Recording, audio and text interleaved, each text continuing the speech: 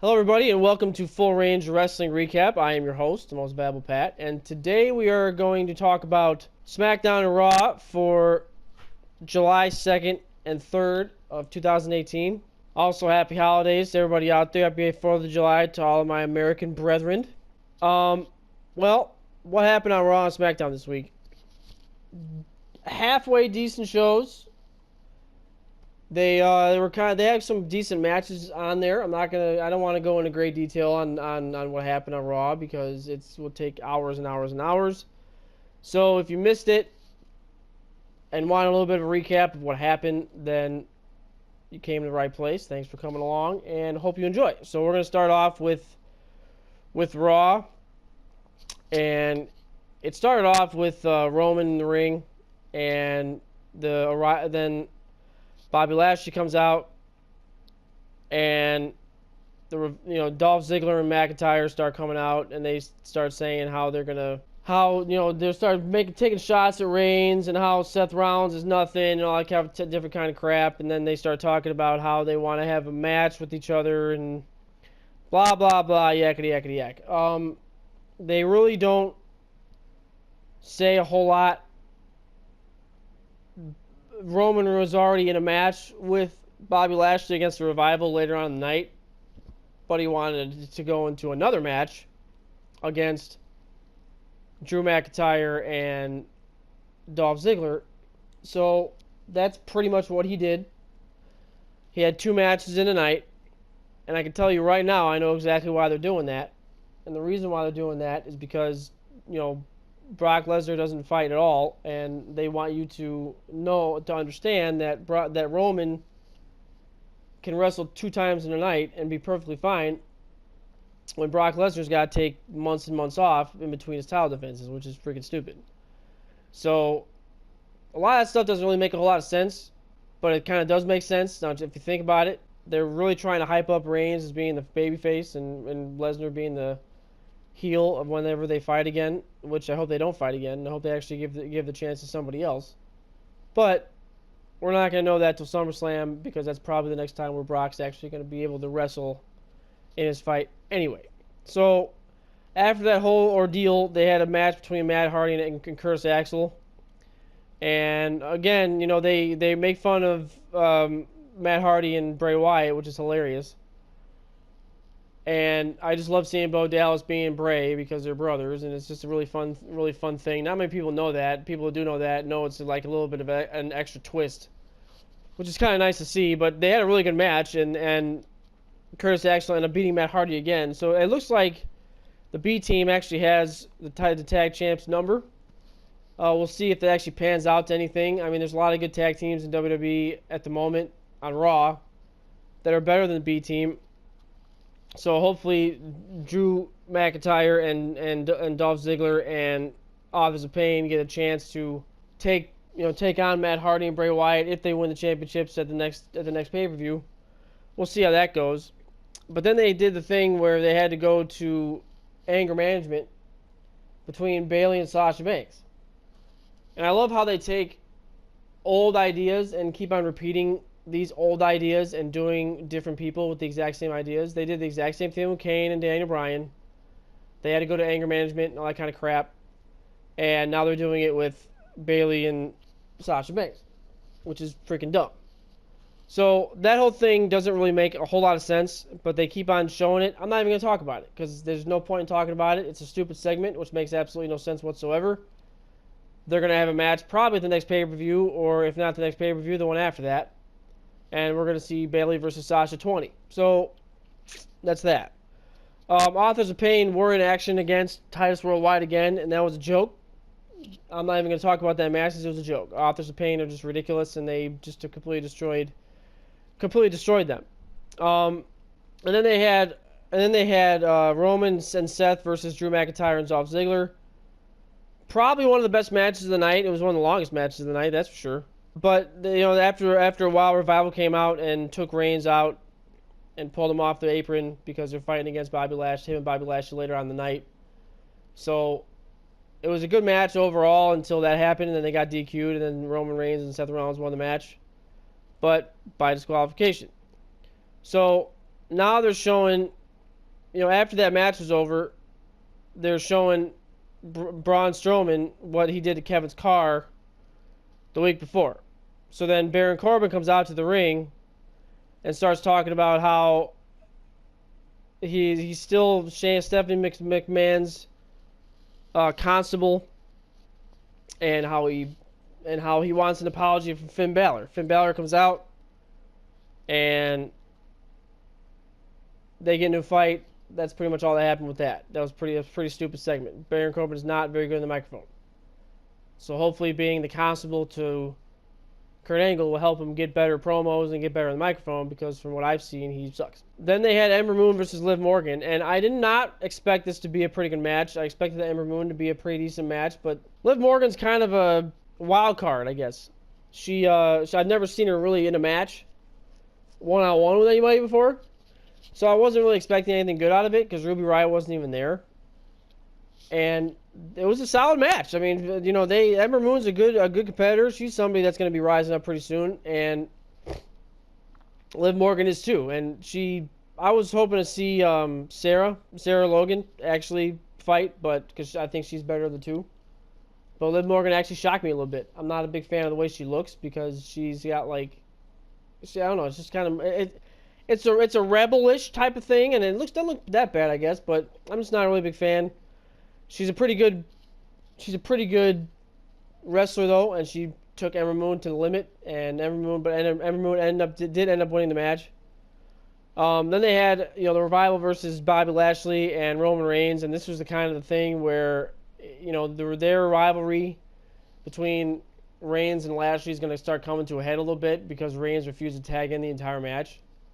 And then at the end of the match, whenever Revival both of them jumped Reigns, then Bobby Lashley just kind of walked away and let him beat the crap out of him. So, I mean, the rivalry is getting a little bit personal now, and it's getting a little bit better. It's a good match. I'm not gonna, they're not repeating it over and over and over again. They're not having them fight 30,000 times before the pay-per-view. So I'm happy about that, because this is going to be a really fun match to watch. They're both really good competitors, and they're both really strong and powerful people. So we'll see how it actually works out. But I'm anxious to see that this is going to be the match that they actually have, and whenever they do it. Right after that, they had No Way Jose versus Mojo Rawley. Who cares? And they had Mickie James versus Nia Jax. Nah, not really going to talk about that one. It was a good match, though, but, whatever.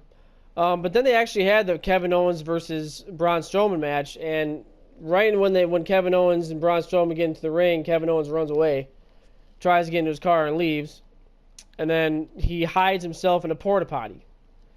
Kevin Owens couldn't find his car, so he hides in a porta potty when Braun Strowman comes out. So of course Braun Strowman drags the porta potty out to the ring and topples it over, and all the shit that's in the porta potty goes all over Kevin Owens. So are they gonna have a match at Extreme Rules? Probably. What kind of Extreme Rules match is it gonna be? I don't really know. But that's kind of where Raw ended. It wasn't really a very good Raw, in my opinion, but I mean, it was alright. They had a couple good matches in there. But overall, So we'll go ahead and move on to Smackdown. And they had an Independence Day Open challenge between Jeff Hardy and a mystery partner. And it turned out that the mystery partner was The Miz. And so The Miz wants to win the United States Championship. Probably one of the best matches of the night. But Jeff Hardy didn't end up actually winning the match at the end. Miz is surprising me a little bit. He's there a lot. He's fighting more. He's not doing these stupid movies anymore. And it's just kind of a big pain in the ass. And I'm not really a big fan of it. But they did do a pretty good job with this particular match. And it was probably one of the better matches of the night. After that, they had a pancake eating contest between the New Day, all three members of the New Day. They started doing the contest, and then Sandy comes out and jumps them. Now, this could be a pretty sick rivalry. As long as they don't make Sanity like this big giant powerhouse who's going to just run over New Day, who are 4-time tag team champions, and the longest reigning tag team champions in history.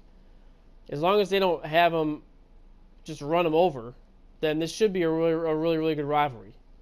I like Sanity. They're a new group of people. There's 3 of them. So it's a perfect thing to do is to fight Sanity, or is to fight the New Day versus Sanity. So this is going to be a really cool match to see, and a really good rivalry to see. Hopefully they can have a good match at Extreme Rules, and an Extreme Rules match. Who knows what it's going to be, but we'll see. But then they had Asuka versus James Ellsworth. Asuka runs out of the ring, or James Ellsworth runs out of the ring. Asuka runs after him. Double count out. They come back to the ring. Carmella clotheslines her, and that's that. I do actually want to talk about that for a second, because from what it looks like, it seems like when they brought Asuka in, it was supposed to be her being like this most dominant force in history and shit, and now all of a sudden she's making it look like she's a complete loser. She's lost every match that she's been in since losing to Charlotte at WrestleMania, which is kind of stupid. They should just kind of go back and forth. But I'm hoping, and so is everybody else, they're kind of hoping that Asuka's actually going to win the championship, because she deserves it. I think she deserves winning the championship. I think she deserves having a championship around her waist. I'm tired of seeing her not win a championship. So we'll see what happens with that, though. I'm kind of curious. But I don't know. We'll just kind of see what happens from there. And then they go to Daniel Bryan and Kane talking about how they're gonna win tag team championships at Extreme Rules, but they got to fight against New Day, or not New Day. They got to fight against the Usos. And if the Usos actually end up beating Daniel Bryan and Kane, then it's going to be a triple threat tag team championship match at Extreme Rules. Kind of hoping we'll see that, but we'll see. But they had a match versus AJ Styles versus Aiden English. It was pretty short. I don't know if AJ is hurting or something, but he hasn't been really wrestling the whole lot in the last couple weeks. So hopefully he's not hurt too bad, if he's hurt at all, and he'll be ready to go versus Rusev at Extreme Rules. But Aiden English kind of didn't really do anything, and then AJ started beating the crap out of him, and then Rusev comes in after the match was over and AJ wins. They had Rusev come in and just beat the crap out of AJ. So he's playing a good heel, even though everybody loves him. Rusev does. But I don't know. We'll just have to wait and see. After that, they had Becky Lynch versus Peyton Royce. Kind of a stupid match. I'm not going to talk about that. And then they had the main event of the night, which was Team Hell No versus Usos. Best match of the night by far. No questions asked. And, you know, they just... fantastic match. You got to go back and watch the whole thing. It was long enough to satisfy you, but it wasn't too long to be like, okay, this is dragging. Very good match. Team Hell No actually ended up winning the match. So now it's going to be Bludgeon Brothers versus... Team Hell No at Extreme Rules. So that's it for SmackDown. You know, a pretty decent show. Not bad. I enjoyed it. And it seems to me that SmackDown's always better than Raw for whatever reason. They don't know how to use the talent on Raw. So it's kind of annoying to see all these talented people be on Raw and then they don't know how to use them. Braun Strowman's a freaking joke, and he is actually a joke. They're playing him off as a joke. The championship, the World Heavyweight Championship, is never defended because Brock Lesnar never wants to wrestle. They have, you know, Bobby Lashley and Roman Reigns in tag team matches the entire time. Finn Balor's fighting up against Baron Corbin, which is not bad, but I do want to see Reigns versus Lashley in an actual one-on-one match. Hopefully it doesn't get interrupted by anybody. But, you know, we'll just have to wait to find out. So we're going to go ahead and talk about rumor roundups. This is from CagesideSeats.com, so if you want to check it out, then go ahead and check out all the rumor roundups for the days. I'm going to go back to the 30th of June and talk about the rumors that happened from the 30th of June onto the 4th of July. So, Ronda Rousey's return from suspension will be post-Extreme Rules episode of Monday Night Raw, according to PW Insider, and the plan is to have her return that night. Per the Wrestling Observer newsletter, not only has Jeff Hardy been working through a pinched nerve, he's also dealing with a leg injury. PW Insider notes that Dolph Ziggler has been booked to replace Shawn Michaels at a Comic-Con appearance in December through WWE. That's worth noting because his contract is supposed to be up in the summer, so it could indicate some kind of agreement between the two sides. Hopefully he resigns. According to the Observer, NXT TakeOver events have had their starting times moved up 1 hour, though it's not supposed to lead to any longer shows. It's expected that Seth Rollins will get another shot at Dolph Ziggler for the Intercontinental Championship at Extreme Rules, and it will have a stipulation. The word going around, according to Nikon Sports, is that Shinsuke Nakamura won't wrestle for 2 weeks after being bitten by a police dog. I'd like to hear the story behind that. During the interview with Chris Van Vliet, Caitlyn strongly hinted at a return to WWE. Speaking of returns, Samir Singh is training and should be back sooner rather than later. WWE is planning to make large money offers to Cody Rhodes, Kenny Omega, and the Young Bucks later on this year, according to WrestleVotes, but it's not clear any of them will take the deals. Probably not, because Cody Rhodes hates WWE now. There's still talk of Shinsuke Nakamura-Jeff Hardy match at Extreme Rules, provided the injuries from both stars are dealing with allow them to work the show. After a report from backstage in WWE said Fox should be bringing back some type of show like Saturday Night's main event as part of their new deal with WWE. Dave Meltzer said on Wrestling Observer Radio, people at WWE and Fox told him there's nothing to that at this time. Meltzer also says he was told not right now regarding NXT being announced for FS1. As of now, there are no planned title changes at Extreme Rules. The new speculation is that WWE is trying to book Roman Reigns like a cool heel in the hopes fans will cheer for him like a babyface. The latest word per the Observer is that Daniel Bryan's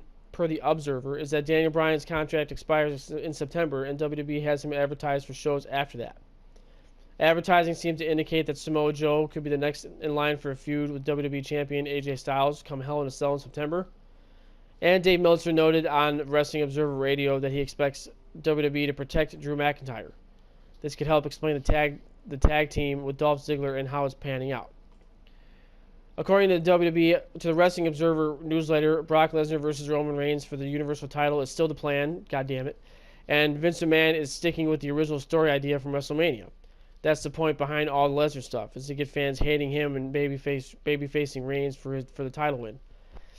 I'm actually hoping that actually goes through. It's unclear if that will be taking place at SummerSlam. However, and there seems to be a lot of ideas up in the air right now. That includes Reigns versus Bobby Lashley at Extreme Rules, which could also change. Chris Jericho told Sean Waltman on his podcast that there's a couple of more matches in his pipeline, and he might decide to stay a little longer in New Japan if possible. And per PW Observer, Triple H made the call to make cruiserweights off of Monday Night Raw so they wouldn't be overexposed, and to make sure they were protected by only appearing on 205 Live. So that's all the rumors that were going on around from the 30th. They also talked about a rumor about why they canceled that 5-man match at Extreme Rules to determine who's going to fight against Brock Lesnar next, and that wasn't because of Brock Lesnar's contract. It was because Vince McMahon just changed his mind. So if it's going to be Reigns versus Lesnar again at SummerSlam or at any point, please have Reigns win the championship, because it's really starting to piss me off that Brock Lesnar is still the champion and not defending it. I want to see that title on Raw relevant again.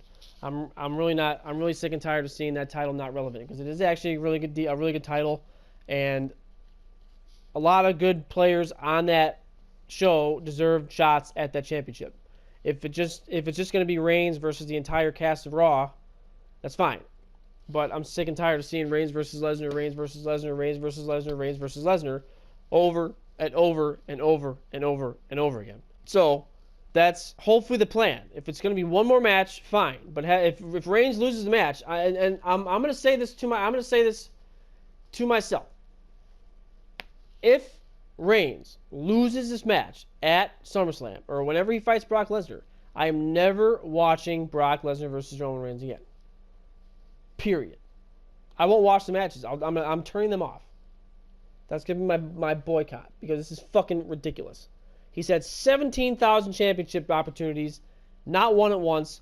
Give him the damn championship and have him fight against a whole bunch of different people around the area, on Raw. This is ridiculous. But that's going to do it for our show today, guys. Thank you for watching our wrestling recap for the week of 7-2 and 7-3 of 2018. Happy 4th of July to everybody. Please don't forget to like, share, and subscribe to this video. Please leave a comment down below. We're also going to be doing playing games on twitch.tv/FullRangeMedia. I'm actually going through the Darksiders series.